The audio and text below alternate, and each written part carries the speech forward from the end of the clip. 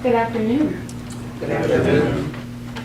So earlier this week, you heard me talk about choices. And I warned you, you would hear a lot of evidence, you would hear a lot of voices, you would see a lot of footage, hear a lot of names. But I also told you, if you'll remember, that the name that you needed to focus on and the name that you needed to remember is Hernandez Govan. But most importantly, I told you needed to focus on the consequences of his choices. Hernandez Govan and the consequences of his choices. And the consequences. What were those consequences? Violence, death, and loss. And not just the violent death of a famous music artist, but the violent death of a human being, a person, someone whose life was marked with artistry, community, entrepreneurship. So let's take one last look at how that life ended.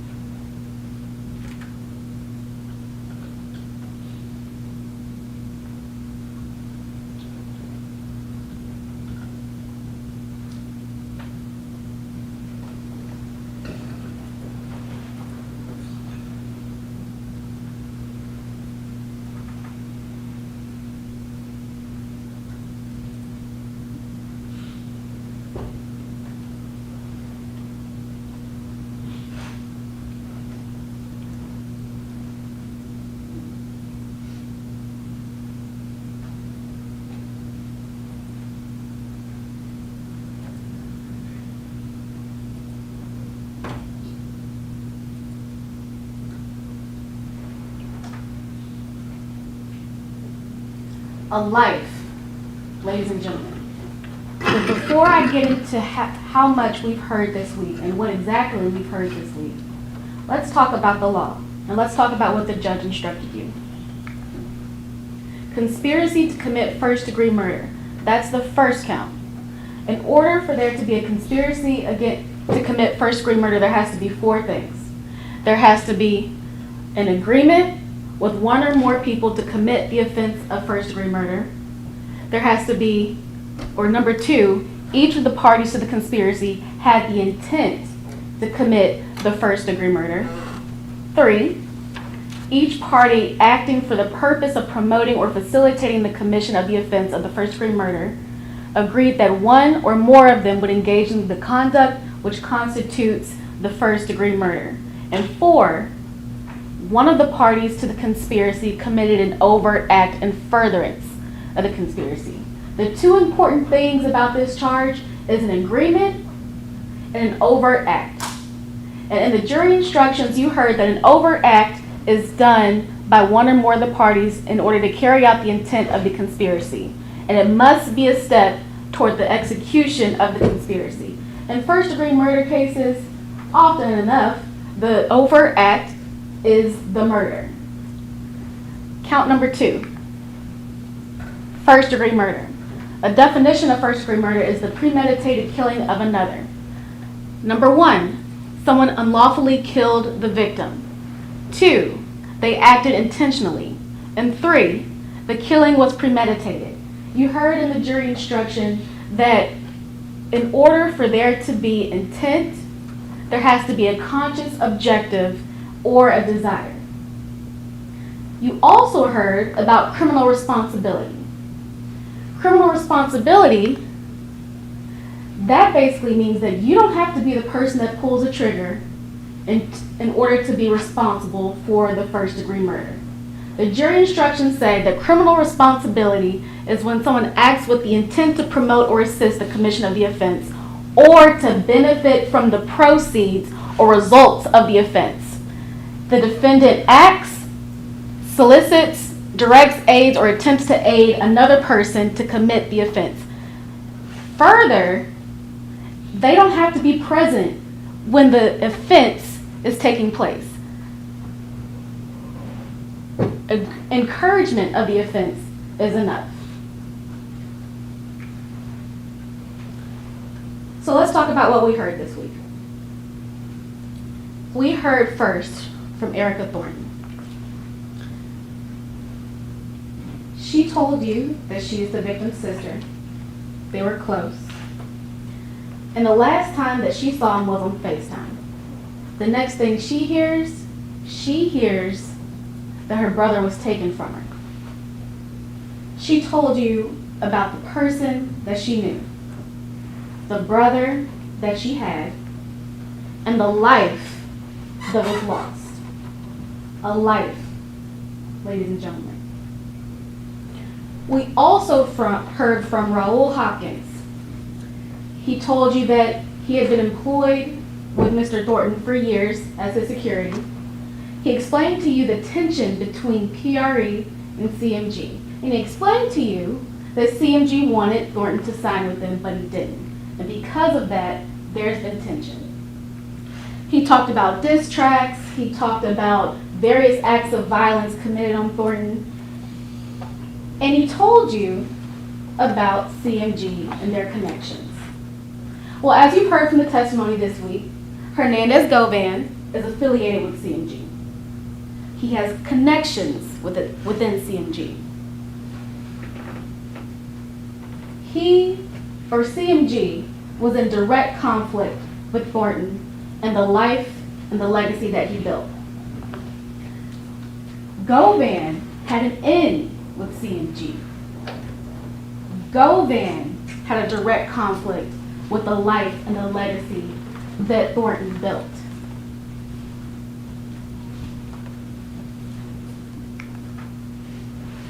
And then you heard from Cornelia Smith. And that's where it got interesting. He told you that he met Govan in 2021 through a friend named Bobby Carter. The relationship started out as transactional. Cornelia Smith had a pill problem. Govan provided the pills. But then one day, Govan asks him if he wants to make some money. Smith told you that, of course, he has a drug problem. He has 5 kids. He needed money. So, of course, he wants to make money. And he tells you about several discussions between Govan, himself, Justin Johnson, and Jook.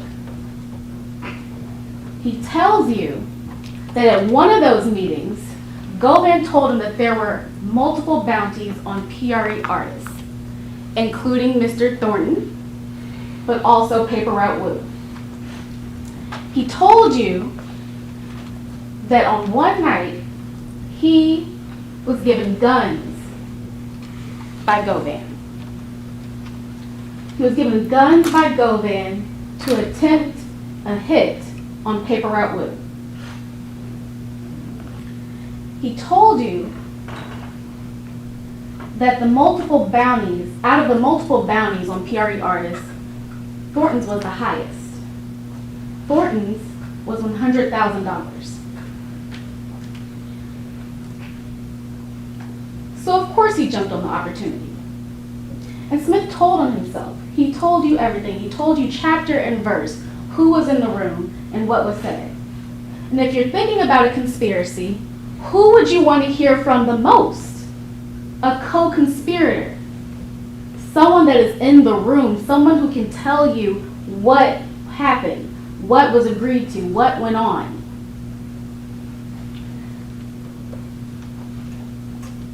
So after he found out about what this bounty was, he talked about November. He talked about how him and Justin knew about a turkey drive that PRE hosts every November. He told you that there were a few days where they went hunting. They knew that there was going to be multiple days where the turkey drives were happening. On the 16th, him and Justin Johnson went out hunting. Wasn't successful. On the 17th, he told you that Justin picked him up from his father's house. He told you that when he picked him up from his father's house, Smith and Johnson went hunting again. And when they were at the intersection of Lamar and Airways, they saw Dolph's car drive past. Earlier this week, I told you that most Memphians know Adolph Thornton's car when they see it. And Cornelius Smith told you the same thing. They knew who it was when he drove past. So they followed the car. They followed the car all the way to Makita's, and at Makita's, they pulled around, parked the white Mercedes that they were in, got out, gunned down Adolph Thornton, and killed him. They got back in the white Mercedes, and they left, but not before Marcus Thornton shot Cornelius Smith. Smith also told you that they ditched the car.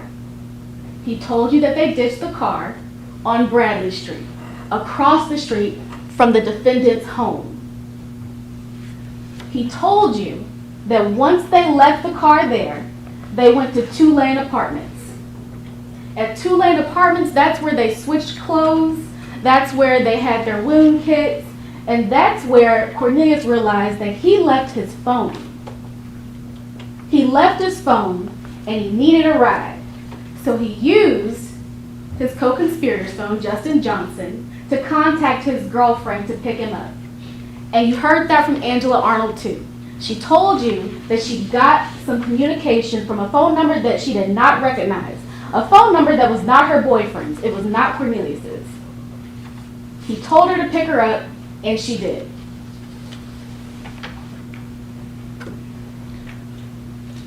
When she picked him up, he got inside the car. He told her that he had been hit. He told her what happened. And he told her that they killed Dolph. You also heard from Angela that he had previously told her that there was a hit on PRE artists, but she didn't believe him. But he told her. And he told her that there was a bounty. And when she picked him up that day, she learned that they had killed Dolph. They both testified that after they left the Two-Lane Apartments, they went to a gas station for Cornelius to buy some cigarettes. And after they left that gas station, they met up with Govan. They met up at the Pressure World. And at the Pressure World, Cornelius said that he got his phone back, and he got out the car. Well, first he got out the car. Then he went and talked to Govan, who was already outside the car. And he got his phone back and got back inside of Angela Arnold's car. Angela Arnold also testified that the same thing happened. She's never been to Pressure World before. She's driven past, but on this particular day, she pulled in. Cornelius got outside the car. Govan was waiting for him, and they went to the back and they talked. She didn't hear anything, but she saw the defendant there. And she knew that Cornelius had to get his phone.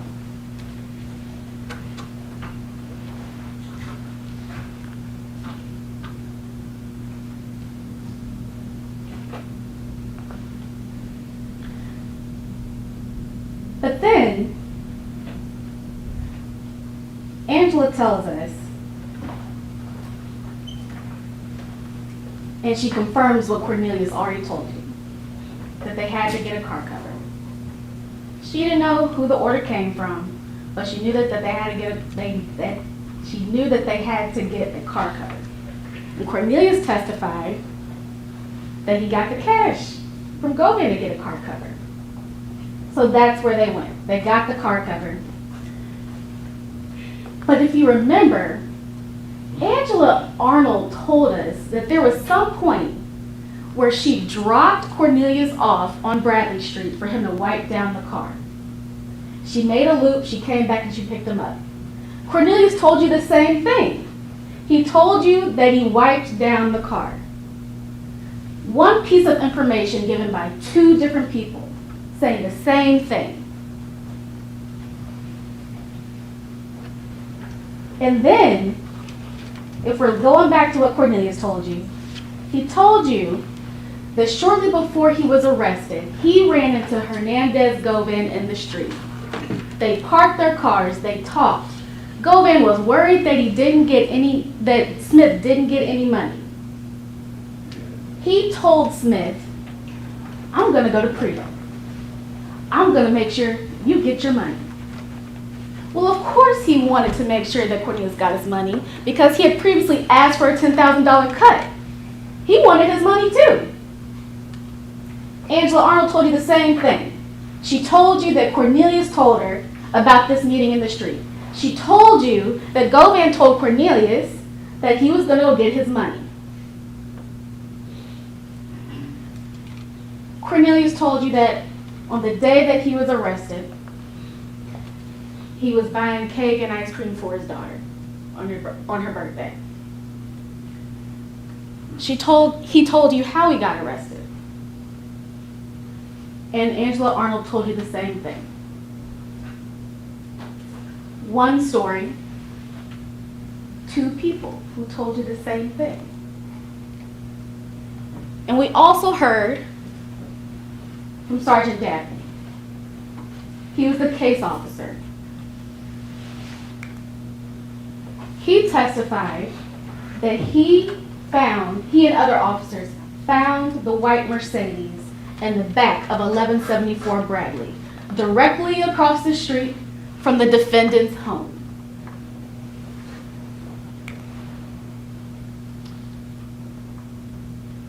He told you, or he described the description of the car. He went through slide by slide, picture by picture, and told you that this was the white Mercedes that was used in the homicide to kill Adolph Thornton Jr. And then we got to Sergeant Browning. He went back to August 13th. He told you about an attempted shooting or attempted murder on someone named Paper Route Wu. And remember, Cornelius already told you that Govan told him that there were multiple bounties on PRE artists, including Paper Route Wu, also known as Terrence Baker. On this date, 911 dispatch received multiple calls about shots being fired in the area of 3645 Allendale Road. This is the shooting that Cornelius was talking about. The shooting that happened because of the guns that Govan provided. And on this day, there were multiple calls from Hernandez Govan to Justin Johnson, another one of the conspirators. 12 calls, or 12 communications, between Hernandez Govan and Justin Johnson on the day of the Paper Route Wu shooting. 8 calls, or 8 communications between Hernandez Govan and Cornelius Smith on the date of this Paper Route Wu shooting. 4 calls between Hernandez Govan and Anthony Mims, otherwise known as Big Joke, the number 2 person at CMG, on the day of the Paper Route Wu shooting. And then we get to November. We're going to talk about the conspirator communications. Defense will have you believe that there was no communication between Hernandez Govan and the rest of the conspirators. Sergeant Browning testified that on November 2nd, 2021, there were 7 communications between Justin Johnson and the number for Hernandez Govan. On November 3rd, 7 communications between Justin Johnson and Hernandez Govan. 20 communications between Cornelius Smith and Hernandez Govan. On November 4th, 7 communications between Justin Johnson and Hernandez Govan. 2 communications between Cornelius Smith and Hernandez Govan. On November 5th, 1 communication between Justin Johnson and Hernandez Govan. 4 communications between Cornelius Smith and Hernandez Govan. And as we get closer to the murder, November 6th, 4 communications between Cornelius Smith and Hernandez Govan. November 12th, 5 communications between Cornelius Smith and Hernandez Govan. November 15th, 2 days before the homicide, 2 communications between Cornelius Smith and Hernandez Govan.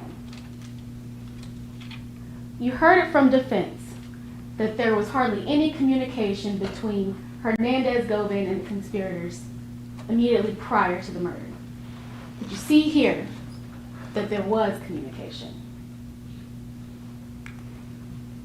November 17th, the day of the homicide. On this day, 17 communications between Hernandez Govan and Cornelius Smith, the person he chose to do a job. On November 17th, the day of the homicide, 15 communications between Justin Johnson and Hernandez Govan, the person Govan chose to do this job.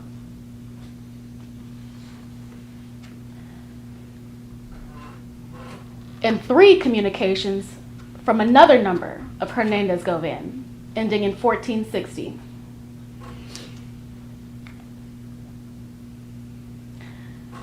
Another thing about these call records is that it confirmed a lot of what Cornelius Smith told us. Cornelius Smith told us that he left his phone in the car on the day of the homicide. Well, the call records show that there are no outgoing communications from 12:04 hours to 14:36 hours, which would coincide with Cornelius Smith not having access to his phone during that time because he left it in the white Mercedes.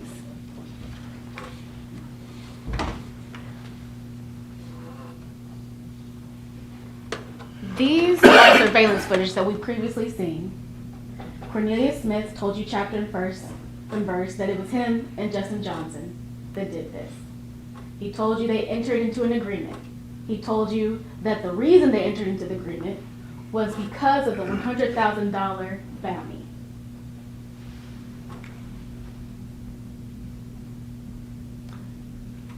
These records show that Cornelius didn't have his phone. He told you that he needed Justin Johnson's phone to contact Angela. And he said that he used Justin Johnson's phone, as indicated by the records. This shows that an outgoing communication from Justin Johnson's phone to Angela Arnold's phone, given the address of the 2-lane apartments.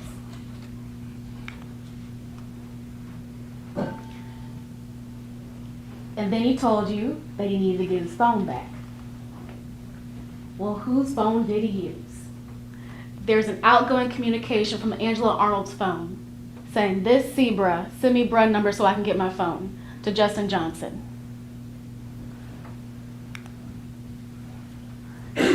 And then they asked for Quez's number. And shortly after these text messages were sent, Angela Arnold and Cornelia Smith met Govan at the Pressure World. They told you that they went to AutoZone for a car cover. Well, the phone extractions say the same thing. There was a receipt from around that time from AutoZone, or at least it looked like it was from AutoZone.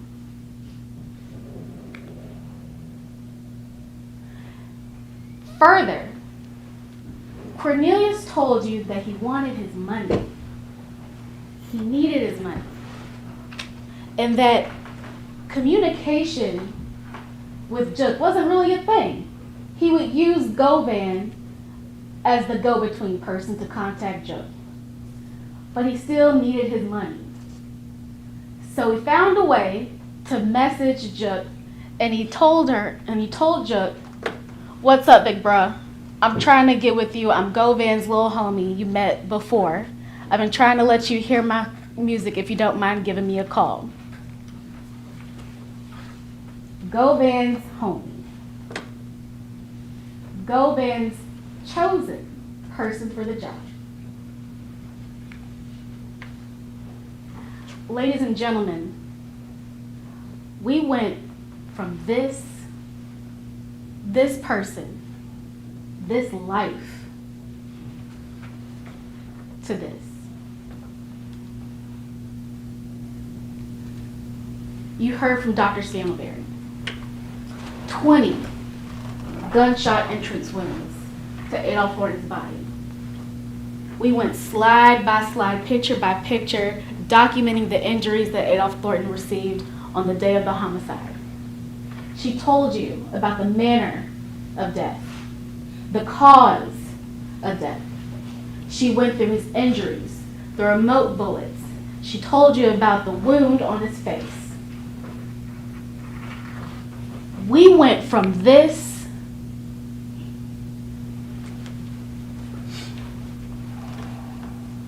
to this.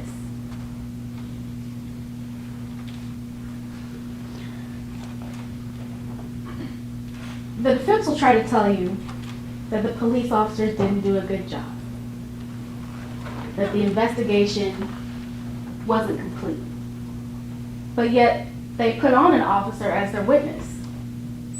It seems as if the investigation isn't good if it doesn't cater to Hernandez Govan. It seems as if the investigation isn't complete when it doesn't benefit the defense. You heard from Sergeant Browning that this was a two-part investigation, and that he came and he started to get involved when Angela Arnold talked to officers about Hernandez Govan's involvement. Her interview was December 17, 2021, a month after the murder. It was a month in before they even realized that Hernandez Govan was involved.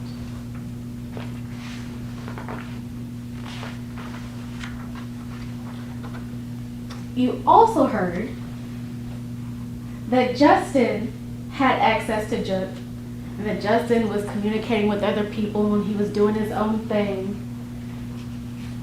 But that doesn't take away from this conspiracy. That doesn't mean that this didn't happen. That doesn't mean that Govan is not involved. Govan already had Jook's contact information. He already had Justin Johnson's contact information. He already had Cornelius Smith's contact information. And if you look at the text messages that the defense entered into evidence, you see that there is communication with people that Hernandez Govan also communicates with, like Joshua Taylor.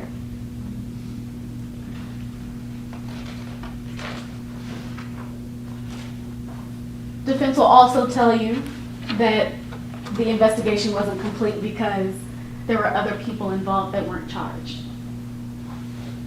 Well, we heard from Sergeant Browning that this investigation is ongoing. By definition, a conspiracy is an ongoing crime that is continuous in nature.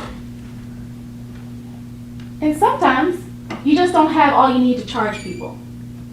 Sometimes people die. And you can't indict people that aren't here anymore.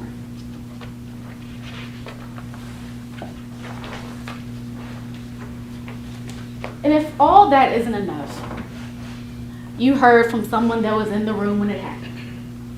You heard Cornelius Smith. You saw the videos. You heard the testimony of Angela Arnold and Sergeant Browning that support what he's telling you.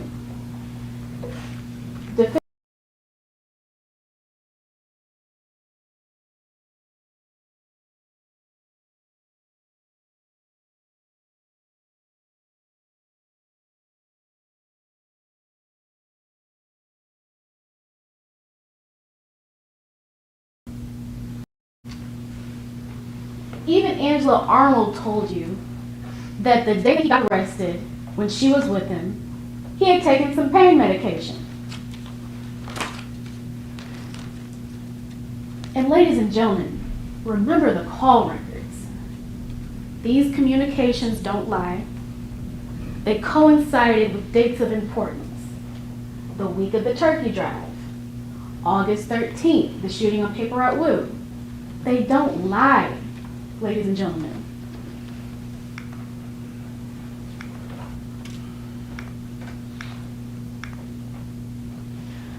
So let's get into the law one more time.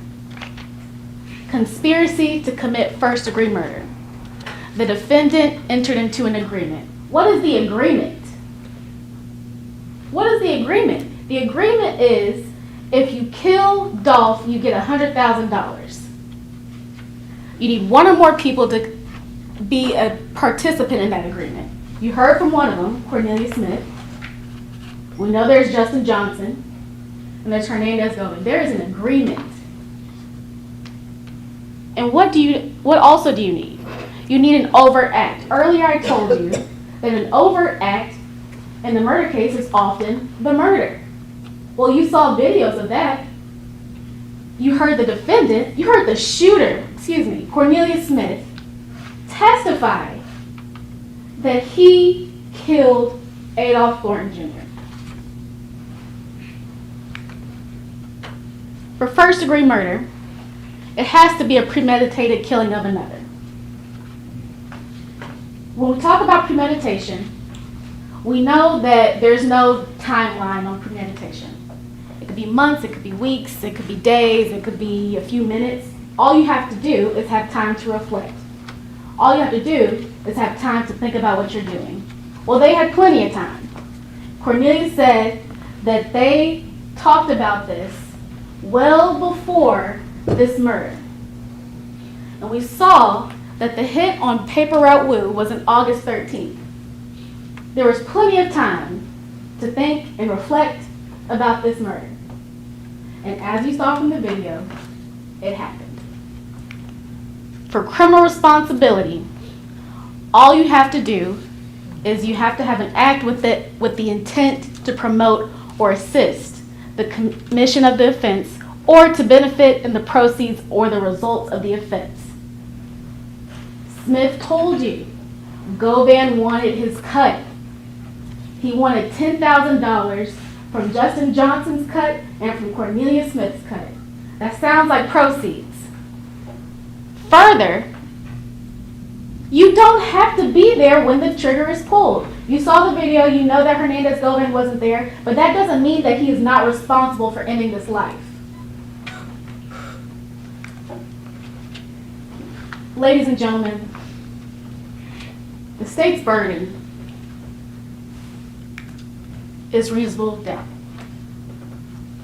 You heard in the jury instructions that reasonable doubt means moral certainty. You have to be certain for every element of the offense. That's my job.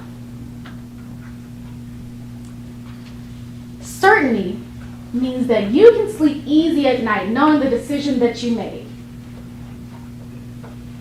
It's not beyond a shadow of a doubt. It's not 100% certainty.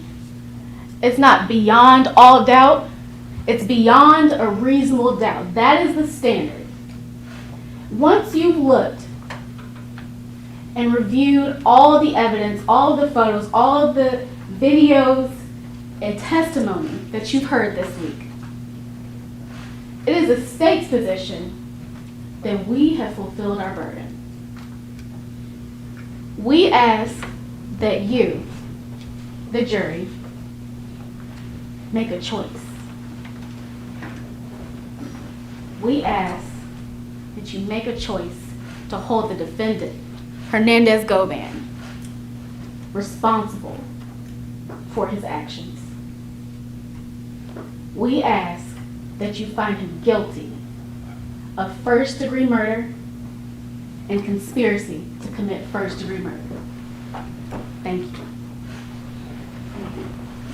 We can take a break, Your Honor, just a second.